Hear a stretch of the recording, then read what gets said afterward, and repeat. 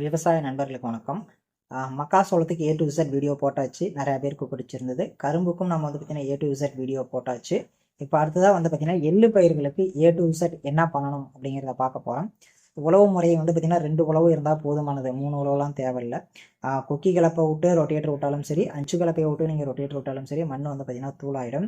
So தூளானதுக்கப்புறம் நம்ம வந்து பார்த்தீங்கன்னா 1 ஏக்கருக்கு வந்து பார்த்தீங்கன்னா எவ்வளோ எள்ளு நம்ம பயன்படுத்தணும் அப்படின்னா 1 கிலோ எள் வந்து பார்த்தீங்கன்னா 1 ஏக்கருக்கு கண்டிப்பாக நமக்கு தேவைப்படும். ஓகேங்களா? அதாவது 1:4 அப்படின்னு சொல்லுவாங்க ஒரு ரேஷியோ. 1 கிலோ எள்ளு எடுத்துக்கிறோம்னா 4 கிலோ மணலில் கலந்து நம்ம வயல்களில் விசிறிட்டு வந்தோம் அப்படின்னா எள்ளு வந்து பார்த்தீங்கன்னா பரவலாக இருக்கும். ஓகேங்களா?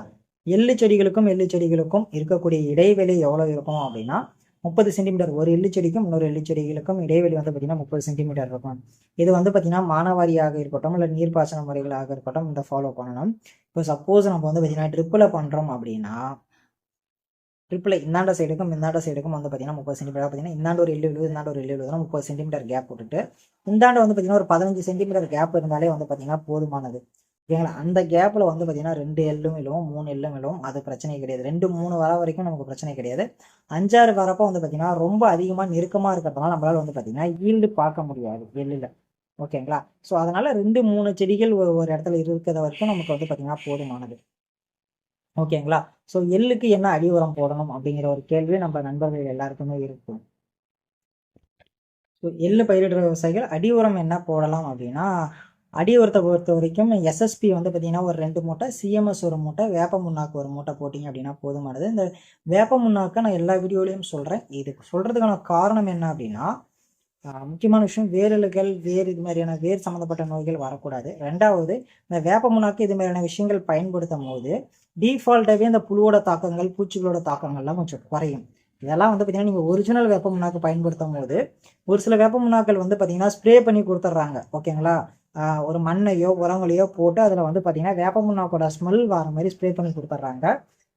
அதுக்கு இதெல்லாம் பொருந்தாது. ஓகேங்களா? ஓகே, அடி உரம் போட்டாச்சு. அடி உரம் போட்டு 3 நாள் கழிச்சு வந்து பார்த்தீங்கன்னா உயிர் நீர் அப்படின்னு சொல்லி விடுவோம். முதல் நாளே வந்து பார்த்தீங்கன்னா தண்ணீர் விட்டுருவோம். முதல் நாளே வந்து பார்த்தீங்கன்னா தண்ணி விட்டுருவோம். 3வது நாள் வந்து பார்த்தீங்கன்னா உயிர் தண்ணி நம்ம விட்டாகணும். ஓகேங்களா? இந்த 1ஆம் தேதி தண்ணி விட்டதுக்கும் 3ஆம் தேதிக்கு தண்ணி விட்டதுக்கும் நடுவில் நம்ம ஒரு வேலை பார்க்கணும். அதுதான் களைக்கொல்லி அடிக்கணும். ஓகேங்களா?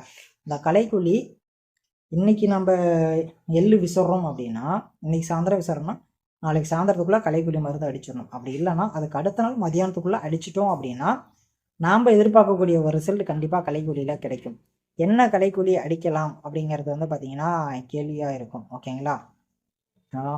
களைக்கொல்லியை பொறுத்த வரைக்கும் நாம் சொல்கிறது வந்து பார்த்தீங்கன்னா அலிட்டோ அப்படிங்கிறத வந்து பார்த்தீங்கன்னா நம்ம அடிக்கலாம். அப்படி இல்லை அப்படின்னா கோல் களைக்கொல்லி அடிக்கலாம். அதுவும் இல்லை அப்படின்னா பெண்டிமெத்திலின் அடிக்கலாம். ஒரு சிலர் என்ன சொல்லுவாங்கன்னா பெண்டிமெத்திலின் வந்து எனக்கு சரியான ரிசல்ட்ஸ் கொடுக்கல, நான் அடிக்கலை அப்படிம்பாங்க.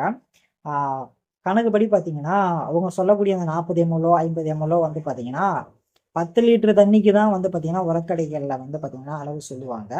நாம் அவங்கள்ட்ட தெளிவாக கேட்டு எவ்வளோ பார்த்தீங்கன்னா 5 லிட்டர் டேங்கை நான் யூஸ் பண்ண போகிறேன், அதுக்கு எவ்வளோ போடணும் அப்படின்னு சொல்லி கேட்டிங்கன்னா தெரியும். இல்லை அப்படின்னா 1 லிட்டர் தண்ணிக்கு எவ்வளோ ஊற்றணும்னு சொல்லி நான் டேங்குக்கு எவ்வளோ ஊற்றணுங்கிறத முடிவு பண்ணிக்கிறேன் அப்படிங்கிறத வந்து பார்த்தீங்கன்னா நீங்கள் கேட்டு தெரிஞ்சுக்கணும்.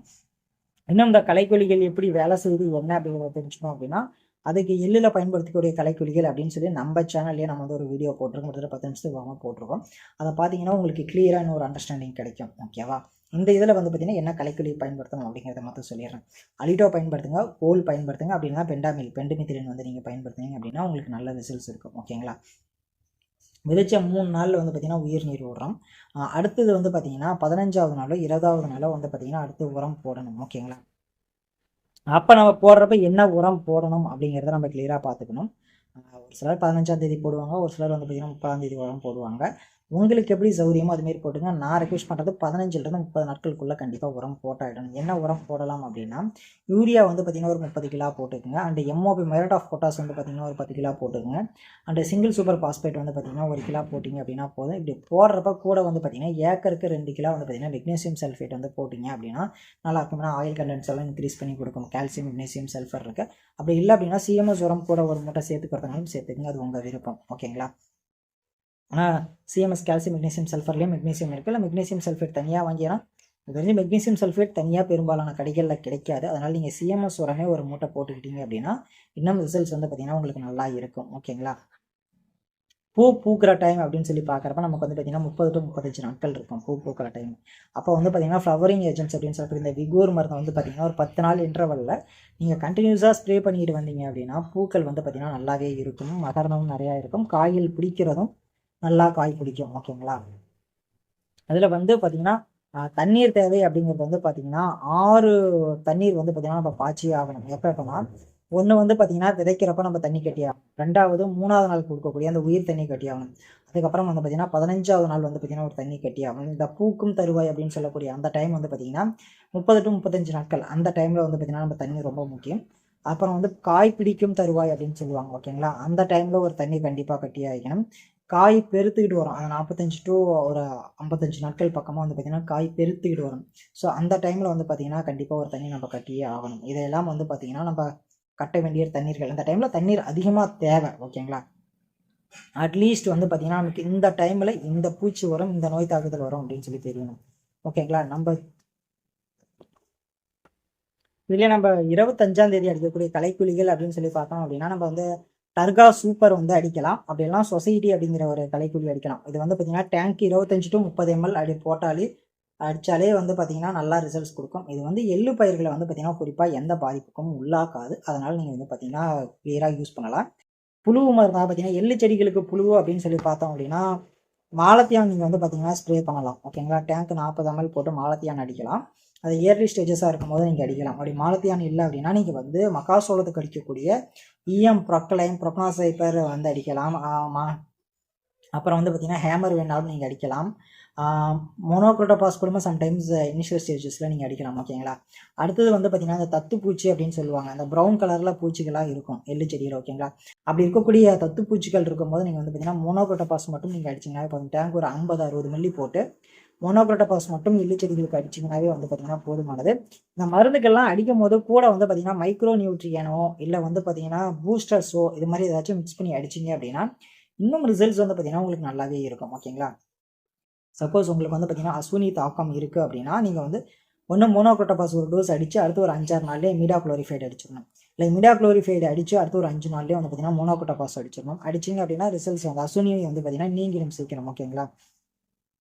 இல்லைப்பா எனக்கு வந்து பார்த்திங்கன்னா வெள்ளை இது மாதிரியான பிரச்சனைகள்லாம் இருக்குது அப்படின்னா நீங்கள் வந்து பார்த்திங்கன்னா கார்பனேசியம் மோனோசிப்னு சொல்லக்கூடிய அந்த சாஃப் காம்பினேஷன் நீங்கள் அடிக்கணும். அப்படி இல்லை அப்படின்னா மோனோசிப் மட்டுமே நீங்கள் வந்து பார்த்திங்கன்னா தனியாக அடிச்சிங்க அப்படின்னா ஒரு 15 நாள் கேப்பில் 2 டைம் நீங்கள் அடிச்சிங்க அப்படின்னா டோட்டலாக வந்து பார்த்திங்கன்னா வெள்ளை இது மாதிரியான விஷயங்கள் எல்லாமே கண்ட்ரோல் ஆகிடும். அந்த சாம்பல் நோய் அப்படிங்கிறது வரும். என் பயிரை பர்சனலாக ரொம்ப அஃபெக்ட் பண்ணுறது வந்து பார்த்திங்கன்னா சாம்பல் நோய் தான். அதுக்கு வந்து பார்த்திங்கன்னா சல்ஃபர் வந்து பார்த்திங்கன்னா 10 நாள் கேப்பில் 2 டைம் அடிச்சிடும். அப்படி அடிக்கிறப்ப வந்து பார்த்திங்கன்னா ஸ்டானிஸில் வரக்கூடிய அந்த மைக்ரோ ஃபுட் வந்து பார்த்திங்கன்னா டேங்க் ஒரு 70 ml போட்டு நம்ம அடித்தோம் அப்படின்னா ஃபுல்லாக கண்ட்ரோல் ஆகிடுது, எந்த பிரச்சனையுமே கிடையாது. அதை தவிர்த்து பூச்சிகள் எந்த பூச்சிகளாக இருந்தாலும் சரி, வெள்ளை பூச்சியாக இருக்கட்டும், வெள்ளை பூச்சிகள் நீங்கள் வந்து செடிகள் மேலே உக்காந்துருந்தாலுமே நீங்கள் வந்து பார்த்திங்கன்னா சாஃபு அசிப்பேட்டு ப்ரைடு இது 3 இருந்தாலே வந்து பார்த்திங்கன்னா நீங்கள் வந்து பார்த்திங்கன்னா எள்ளு வந்து அறுவடையே பண்ணிடலாம். ஓகேங்களா? இப்போ குறிப்பாக எள்ளு செடிகளுக்கு அடிக்க வேண்டியது எப்படியா இருந்தாலும் எள்ளுக்கு வந்து 4 மருந்து அப்படிம்பாங்க இல்லையா? அந்த 4 மருந்து என்னென்னு சொல்லிடுறேன் கேட்டுங்க. ஒன்று வந்து பார்த்திங்கன்னா மோனோக்ரோட்டோபாஸ் இருக்கணும். ஓகேங்களா? அடுத்ததாக வந்து பார்த்திங்கன்னா அசிப்பேட் இருக்கணும், அசிமா ப்ரைடு இருக்கணும், சாஃப் இருக்கணும், அதுக்கப்புறமேட்டுக்கு வந்து பார்த்திங்கன்னா இமிடாக்ளோரிஃபைடு இல்லை ப்ரோபனோபாஸ் சைபர்மெத்தேன் இது இருந்தது 5 மருந்து இருந்தால் போதும், 5-6 மருந்து இருந்தால் போதும். நீங்கள் 4 மருந்து எள்ளுக்கு அடித்து நீங்கள் பக்காவான ஒரு ஈல்டே பார்த்துடலாம். என்ன அப்படின்னா நம்ம கண்டினியூஸாக மானிட்டரிங் பண்ணிக்கிட்டு இருக்கோம்.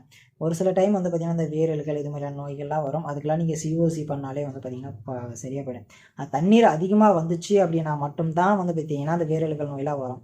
நம்ம எல்லே வந்து பார்த்திங்கன்னா மழை வரலனா தானே வரப்போகிறோம், அப்படிங்கிறப்ப அதை பற்றி நம்ம கவலைப்பட்டுக்க தேவையில்லை. ஸோ இந்த வீடியோவில் எள்ளு செடிகள் A to Z வந்து பார்த்திங்கன்னா உங்களுக்கு சொல்லிவிட்டோம்னு நினைக்கிறேன். மறக்காமல் சேனலை சப்ஸ்கிரைப் பண்ணிட்டு நான் நிறைய பேர் ஷேர் பண்ணுங்கள். நன்றி.